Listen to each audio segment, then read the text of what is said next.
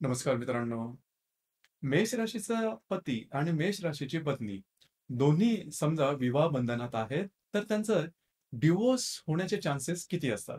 आणि डिव्होर्स किंवा घटस्फोट न व्हावा याकरता नेमकं काय करायला हवं? अशा कोणत्या गोष्टी आहेत, की ज्या करायला हव्यात? अशा कोणत्या गोष्टी आहेत, की ज्या टाळायला हव्यात? या सर्व संदर्भातली खुलासेवर चर्चा आपण या व्हिडिओमध्ये करणार आहोत. तर सर्वात पहिल्यांदा मेष राशीचे जे स्त्री किंवा पुरुष किंवा पती आणि पत्नी यांच्याबद्दल सांगायचं झालं, तर सगळ्यात महत्त्वाची गोष्ट आहे ती म्हणजे तुमचा स्वभाव. तुमचा स्वभाव कशा प्रकारचा आहे, तुमचं व्यक्तिमत्व कशा प्रकारचं आहे, जीवनाकडे बघण्याचा तुमचा दृष्टिकोन हा नेमका कशा प्रकारचा आहे. कारण लक्षात घ्या मित्रांनो, की जे डिव्होर्स होतात त्या बाबतीमध्ये सगळ्यात महत्त्वाचं असतं तुमची विचार करण्याची पद्धत आणि तुम्ही कशाप्रकारे, किती प्रकारे तुम्ही ट्रान्सपरंट आहात किंवा किती प्रकारे तुम्ही ॲडजस्ट करायला तयार आहात. ॲडजस्टमेंट आहे, लवचिकता जी आहे, ती सर्वात जास्त महत्त्वाची आहे. बऱ्याच वेळेला असं सांगितलं जातं, ऐकलं जातं, की आर्थिक संदर्भ खूप महत्त्वाचा असतो, सामाजिक संदर्भ खूप महत्त्वाचा असतो. तर लक्षात घ्या या गोष्टी अजिबात महत्त्वाच्या नसतात. सगळ्यात महत्त्वाचं आहे, की तुमचा नेचर, तुमचा स्वभाव कशा प्रकारचा आहे. तर मेष राशीच्या स्वभावाबद्दल सांगायचं झालं, मुळात मेष राशीबद्दलच सांगायचं झालं, तर ही जी मेष राशी आहे, ती संपूर्ण पुरुष तत्वाची रास आहे. मंगळाची ही रास आहे, पुरुष तत्वाशी जोडली गेलेली रास आहे, पुरुष राशी आहे. प्रथम स्थानाचे देवता आणि याचं जे तत्व आहे ते मुळात अग्नी आहे. त्याच्यामुळे अग्नी जसा भडकत जातो, त्याप्रमाणे या राशीच्या ज्या व्यक्ती आहेत, त्यांचा स्वभाव तसा भडकत जातो. म्हणजे ही गोष्ट खूप महत्त्वाची आहे आणि त्यामुळेच या व्यक्तींमध्ये ऊर्जा ही जबरदस्त असते. कार्यकर्तृत्वाची जी ऊर्जा असते, ती जबरदस्त असते. कुठल्याही मेष राशीच्या व्यक्ती काम करण्याच्या आधी जास्त विचार करणार नाहीत. पहिल्यांदा जर का त्यांना एखादं काम पसंत पडलं आणि त्याला वाटलं, की आपण हे करू शकतो, तर पूर्णपणे डेडिकेशनने ते काम करणार. संपूर्ण समर्पण त्यामध्ये, जीव ओततील त्यामध्ये आणि ते काम पूर्ण करून दाखवतील. ही गोष्ट फक्त आणि फक्त जी मेष राशी आहे त्यांच्यामध्ये दिसून येते. यांच्यामध्ये लीडरशिप क्वालिटीज सुद्धा खूप चांगल्या प्रकारचे दिसून येतात. आधी काम, मग विचार. बघू, करू, विचार करू हा भाग मेष राशीच्या व्यक्तींमध्ये दिसून येत नाही. मग ती मेष राशीची व्यक्ती स्त्री असो वा पुरुष दोघांमध्ये हा भाग दिसून येतो. जबरदस्त कार्यकर्तृत्वाचा जो भाग असतो, तो भाग या राशीच्या व्यक्तीमध्ये खूपच चांगल्या प्रकारचा दिसून येतो. नाजूकपणा किंवा हा भाग अजिबात नसतो. त्याच्यामुळे ह्या ज्या व्यक्ती असतात, ह्या इतरांपेक्षा थोड्या उठून असतात आणि पेशन्स थोडा कमी असतो. म्हणजे कार्यकर्तृत्वाचा भाग थोडासा जास्त असतो. जबरदस्त काम करून सर्वात नेहमी पुढे जायचं आणि आपल्या कार्यकर्तृत्वावर ठसा उमटायचा हा स्वभाव असल्या कारणामुळे पेशन्स कमी असतो. थोडंसं वाट बघू वगैरे ही भूमिका थोडी कमी असते आणि त्यामुळेच कधी-कधी भावनिकदृष्ट्या ही जी रास आहे, ती थोडीशी वेगळ्या स्वरूपाची होऊ शकते किंवा वैवाहिक जीवनामध्ये या राशीच्या संदर्भातले त्रास थोडेसे पाहिले जातात किंवा दिसून येतात. मग आपण थोडी चर्चा करू, की मेष राशीचे जे पुरुष आहेत, त्यांच्या बाबतीत गोष्टी कशाप्रकारे वेगळ्या होतात किंवा स्त्रियांच्या बाबतीमध्ये. लक्षात घ्या एखाद्या पुरुषाची रासच समजा मेष रास असेल, तर एकतर ही जी रास आहे ही संपूर्ण पुरुष तत्वाची रास आहे आणि अशी रास कुठल्या पुरुषाची असेल, तर अर्थातच त्याच्यामध्ये मेष राशीच्या ज्या गोष्टी आहेत त्या डबल म्हणजे दुप्पटीने जास्त प्रमाणात दिसून येतात. म्हणजे सगळ्यात महत्त्वाचे म्हणजे कार्य करण्याची ऊर्जा जबरदस्त असते. यांचं वागणं, बोलणं हे सुद्धा तीखे आणि तेज तर्रार असतं. खास करून यांचं बोलणं, अगदी सरळसोट बोलणं, फटकळ बोलणं म्हटलं तरी काही हरकत नाही. परंतु ते नेमके बोलतील, विषयाला धरून बोलतील. दुसऱ्याला उगीचच बरं-बरं वाटावं म्हणून साखर करणं हे साधारण या राशींच्या पुरुषांमध्ये जमत नाही. जे काय असेल ते सरळसोट बोलणं, दुसऱ्याला काहीही वाटो, आपण जसे आहोत तसेच आहोत आणि उगाच ॲक्टिंग वगैरे करणं किंवा दुसऱ्याला चांगलं वाटावं म्हणून चांगलं वागावं, हा भाग पुरुषांमध्ये किंवा इव्हन स्त्रियांमध्ये सुद्धा तसा दिसून येत नाही. परंतु हा जो त्यांचा स्वभाव आहे, त्याचा कधी-कधी त्रास त्यांना वैयक्तिक नातेसंबंधामध्ये मात्र जरूर होतो. तर ही गोष्ट थोडीशी महत्त्वपूर्ण आहे. दुसरी महत्त्वाची गोष्ट म्हणजे या ज्या व्यक्ती आहेत यांना यांच्यामध्ये पेशन्स खास खास करून पुरुषांमध्ये जो पुरुषी अहंकार आहे, हा थोडासा जास्त असतो. मुळातच मेष रास आहे त्याच्यामध्ये पुरुषाचे असेल म्हणजे पुरुषी अहंकार असेल, तर तो थोडासा जास्त असतो. म्हणजे होतं काय, की ज्यावेळेस या दोन्हीमध्ये पेटतं म्हणजे वादविवाद होतात. त्यावेळेस काय बरोबर आहे पेक्षा कोण बरोबर हेच दाखवण्याचा प्रयत्न मेष राशीचा पुरुष जास्त प्रमाणात करतो. कारण त्याच्या अहंकाराला जर का धक्का लागला, तर तो ते सहसा सहन करत नाही. दुसरी महत्त्वाची गोष्ट म्हणजे सगळ्यात महत्त्वाची, एखाद्या गोष्टी समजा सारखी टोचणी समजा दिली जात असेल, एखाद्या समजा गोष्ट त्यांच्याकडून चुकीची घडली किंवा गोष्टी थोड्याशा वेगळ्या घडल्या किंवा कुठल्या गोष्टींवर वाद होत असेल आणि त्याची जर का टोचणी जर का त्यांच्या मनाला लावून ठेवली, तर अर्थातच मग कुठेतरी जाऊन त्यांचा तो स्फोट होतो आणि तो स्फोट जबरदस्तरित्या बाहेर येतो, अगदी ज्वालामुखीसारखा. मग ह्या ज्या व्यक्ती असतात अगदी टोक गाठतात. अगदी शेवटचं जे आपण घटस्फोट वगैरे म्हणतो, तिथपर्यंत सुद्धा जाऊ शकतात. तर या गोष्टीकडे थोडंसं लक्ष देणं गरजेचं राहील. बऱ्याच वेळेला त्यांची चुकी असते हेही त्यांना माहीत असतं, मान्य असतं. पण फक्त आणि फक्त थोडासा पुरुषी अहंकार ज्याला आपण म्हणतो किंवा मी घराचा घराचा महत्त्वाचा पुरुष आहे आणि मग मी ॲडजस्टमेंट कशी करू, हा सुद्धा भाव त्यांच्यामध्ये येतो. तर तिकडे थोडंसं समजून घेणं त्यांना गरजेचं राहील. कारण बऱ्याच वेळा काय होतं, की अशा प्रकारचा जो राग असतो, त्याचा रागाचा कालावधी का फार कमी असतो. राग येतो फार लवकर, दिसतो सुद्धा फार मोठा, परंतु कालावधी कमी असतो. तिकडे जर का पेशन्स जर का मेष राशीच्या स्त्रीने दाखवलं, तर अर्थातच ज्या गोष्टी टोकाच्या होणार आहेत, त्या टोकाच्या होणार नाहीत. इथे एक गोष्ट चांगली असते मेष राशीच्या पुरुषांबद्दल, की ते नातेसंबंध टिकवण्याकरता किंवा त्यांच्या स्त्रीकरता काहीही करायची त्यांची तयारी असते. म्हणजे सगळ्या प्रकारचे लाड, कौड-कौतुक ते पुरवणारे असतात आपल्या पत्नीचे. तर ही गोष्ट सुद्धा त्या बाबतीत स्पेशल आहे. म्हणजे सगळंच काही वाईट असतं असं नाही.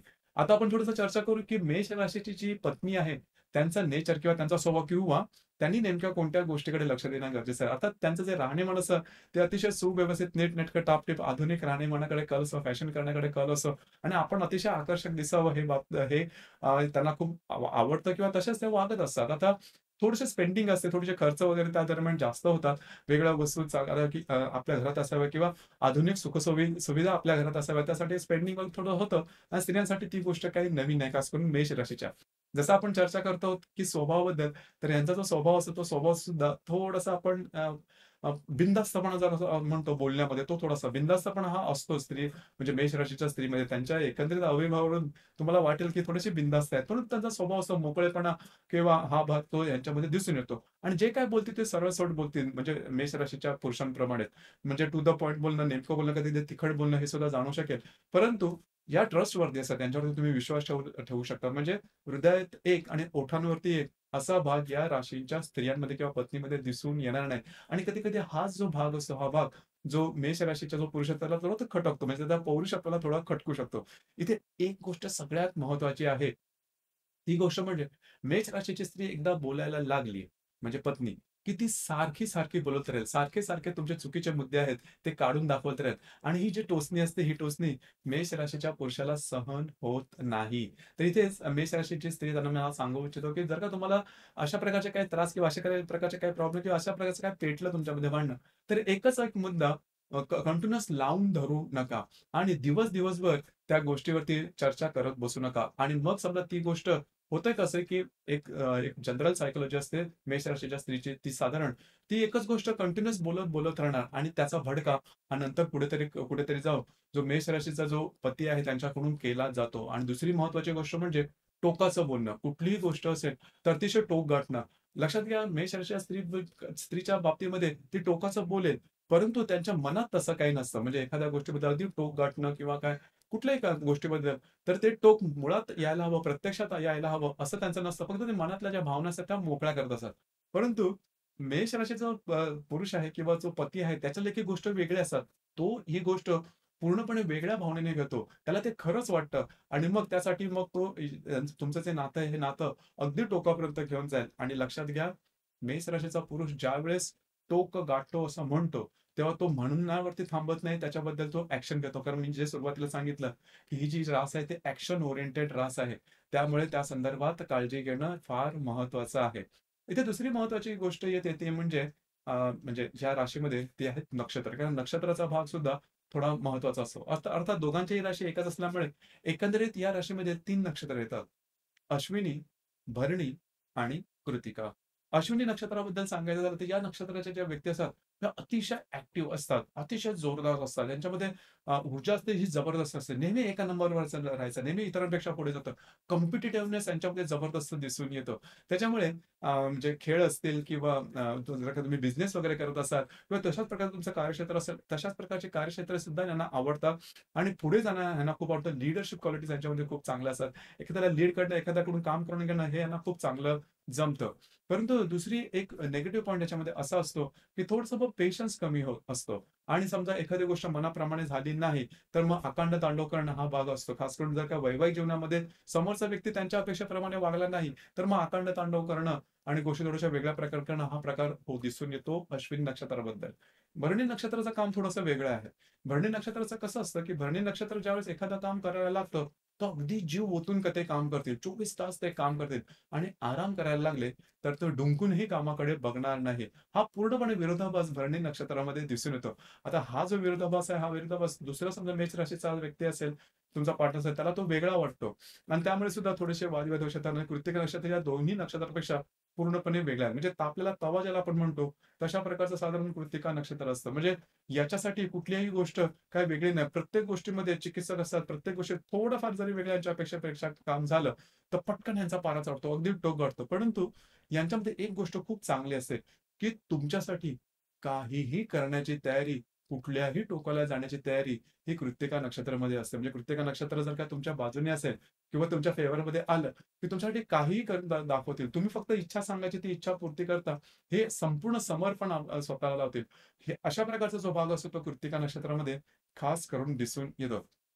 तर एकंदरीतच तुम्हाला समजलं असेल, की मेष राशीचे पुरुष आणि मेष राशीची स्त्री असतील आणि जर का ते पती-पत्नी म्हणून असतील, तर नेमकं अशा कोणत्या गोष्टी आहेत, की ज्या करायला हव्यात, कोणत्या गोष्टी आहेत त्या टाळायला हव्यात. आणखीन एक सगळ्यात महत्त्वाची गोष्ट म्हणजे मेष राशीच्या पुरुषाबद्दल सांगायचं झालं, ती म्हणजे मानापमानाच्या भावना. आता ही गोष्ट मेष राशीच्या स्त्रीबद्दल सुद्धा तेवढीच महत्त्वाची आहे, की थोडेसे मानापमानाच्या भावना या राशीमध्ये थोड्याशा जास्त असतात. म्हणजेच मेष राशीच्या पुरुषांचे समजा 4 चौघांमध्ये जर काय तुम्ही काही गोष्टी वेगळ्या केल्यात, तर त्यांना ते आवडत नाही. लगेचच्या लगेच त्या तिकडे हिशोब करून मोकळे होतील. आणि मेष राशीच्या स्त्रीबद्दल सुद्धा तीच महत्त्वाची गोष्ट, की त्यांना आत्मसन्मान हा स्वतःचा सगळ्यात महत्त्वाचा आहे आणि तो असायला सुद्धा हवा. आता ही गोष्ट दोघांनीही लक्षात ठेवणं थोडंसं गरजेचं आहे. एकांतामध्ये जर का ह्यांचे काही वादविवाद झाले, तिथे मात्र मेष राशीच्या स्त्रीने थोडंसं लक्षात घ्यायला हवं, की पटापट जर का तुम्ही त्यांचा अपमान करत गेलात, तर मग त्यांचे हातपाय सुद्धा चालायला कमी करणार नाहीत. ही गोष्ट थोडीशी असते. मग त्यांचा जो राग असतो, त्यांची ज्या ऊर्जा असते, ते त्यांच्या हाताबाहेर होऊन जाते आणि मग समजा तुमच्या बुद्धीवरती रागाचे समजा राग ज्यावेळेस येतो, भावनेचा जेव्हा हे होतो, त्यावेळेस ते मागचा पुढचा कुठला अविचार, कुठला विचार हे सगळं काही सोडून स्वतःचा राग किंवा स्वतःच्या भावना कशाप्रकारे रिलीज करता येतील, तो भाग तो बघतात आणि त्यामुळे थोडेसे वादविवाद किंवा बाकीच्या ज्या गोष्टी असतात त्या होऊ शकतात. या संदर्भात काळजी घेणं खूप महत्त्वाची गोष्ट आहे. जर का मेष राशीच्या पुरुषांना तुम्हाला एखादी गोष्ट त्यांच्या मनाविरुद्ध जर का सांगायची असेल, तर थोडंसं त्यांचं जरा कौड कौतुक करा आणि मूड सांभाळून जर का एखादी गोष्ट केलीत, सांगितलं, तर तुम्ही त्या गोष्टी त्या म्हणजे मेष राशीचे जे पुरुष असतात ते करू शकतात. मेष राशीची स्त्री आहे त्यांच्या बाबतीत सुद्धा मगाशी सांगितल्याप्रमाणे त्यांचा सुद्धा म्हणजे आत्मसन्मान जपायला हवा आणि त्यांच्याकडे लक्षात घ्या मेष राशीच्या स्त्रीला कधीही असं आवडणार नाही, की त्यांचा तलाक व्हावा, डिव्होर्स व्हावा, घटस्फोट व्हावा आणि नेहमी साधारणतः तुम्हाला हे लक्षात येईल, की मेष राशीची स्त्री आणि पुरुष असतील, तर स्त्री नेहमी घटस्फोट होऊ नये याकरता पुढाकार घेते. तर ही गोष्ट थोडीशी महत्त्वाची म्हणजे ॲडजस्ट करायला शेवटी स्त्री तयार होतेच. त्याच्यामुळे तशी काही काळजी करू नका. परंतु याचा अर्थ असा अजिबात नाही, की तुम्ही अगदी बेधुंद, बेछूट होऊन गोष्टी करा. या गोष्टीकडे सुद्धा लक्ष देणं गरजेचं राहील. आता यानंतरचा दुसरा जो भाग आहे, तो म्हणजे कामसुखाचा. म्हणजे वैवाहिक जीवनामध्ये कामसुख हे सुद्धा तेवढंच महत्त्वाचं असतं. परंतु मेष राशीचे जर का स्त्री-पुरुष असतील, तर ते एकमेकांसाठी पूर्णपणे कम्पॅटेबल असतात. त्यामुळे कामसुखाचा संदर्भ काही त्याच्यामध्ये जास्त येत नाही. परंतु जर का एक्स्ट्रा मॅरिटल अफेअर वगैरे असेल, समजा दोघांपैकी एकांच्या संदर्भात, तर मग डिव्होर्स होण्याचे चान्सेस अगदी जोरदार होतात. कधी-कधी त्याही बाबतीमध्ये तडजोड वगैरे होऊ शकते किंवा तडजोड केली जाऊ शकते. आता ते एक्स्ट्रा मॅरिटल अफेअर का होतं?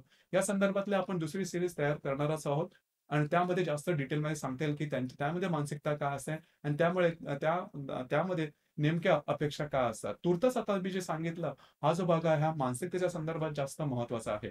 दुसरी महत्त्वाची गोष्ट म्हणजे हा झाला समजा मेष राशीच्या स्वभावाचा भाग किंवा व्यक्तिमत्त्वाचा भाग.